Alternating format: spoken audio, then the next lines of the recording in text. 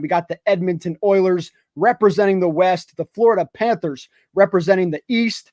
Who are you looking at here? I want to know who your game one winner is and who's taking home the Stanley Cup. My game one winner is going to be the same team that's going to be taking it all home, and that's going to be the Florida Panthers. They are battle tested and they are built for this spot right here, ladies and gentlemen.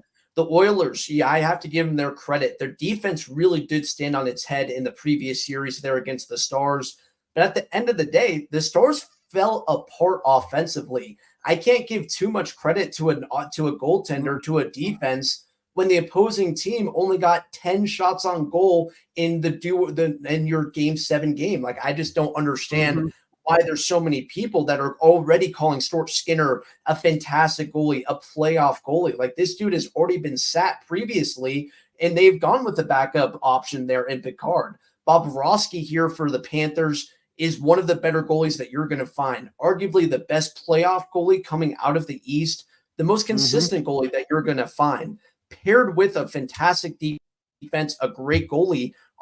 Offensively, this is the deepest team that you're going to find. Probably the biggest edge I find the Panthers having over the Oilers is the depth. When you have Tarasenko in your fourth line, that just goes to prove you can get it done from 1, you can get it done from 2, even your third and fourth lines, and it doesn't just have to be on the power play. For this Oilers team, they are so top heavy. You have McDavid, Ryan Nugent-Hopkins, Draisaitl, they're all on the first and second lines. If they don't make it happen there's not going to be a whole lot of offensive production happening from the lower lines, especially if the Panthers, which they've been so good at in this entire playoffs, are able to stay out of the box. They're better 5-on-5, better goaltender, and arguably more depth than the Oilers. It's tough for me to really see a one clear spot that the Oilers have the advantage in this series and in game 1, Riggs. I'm struggling to disagree with you here, man, because I'm looking at the Edmonton Oilers. You mentioned Stuart Skinner, 2.62 goals allowed on average, a 90.5 save percentage, 2 shutouts.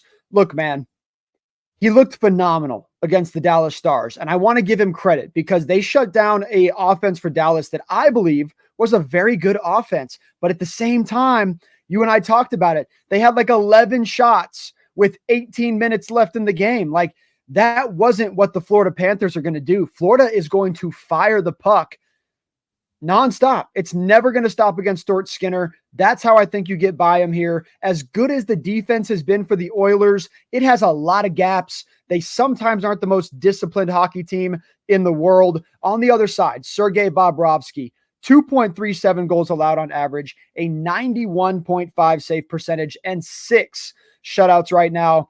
I'm looking at Bobrovsky. I just think this guy's more trustworthy. If push comes to shove in overtime, honestly, on the road or at home, I want Florida every single time in that spot. The defense is phenomenal. That man, Matthew Tkachuk, come on, man. How do you not give this kid credit? He's running that whole ship over there. I know Edmonton looking to bring one back to Canada. Florida looking for their first Stanley Cup of all time. Not only do I have Florida taking game 1, Anthony, but I also will be taking those Florida Panthers, man, to hold that Stanley Cup when it's all said and done. Even though, folks, we know a lot of you out there are rooting for the Edmonton Oilers. So should go a lot of different ways, should be fun. Make sure you guys head on down to Jackson Sports Bar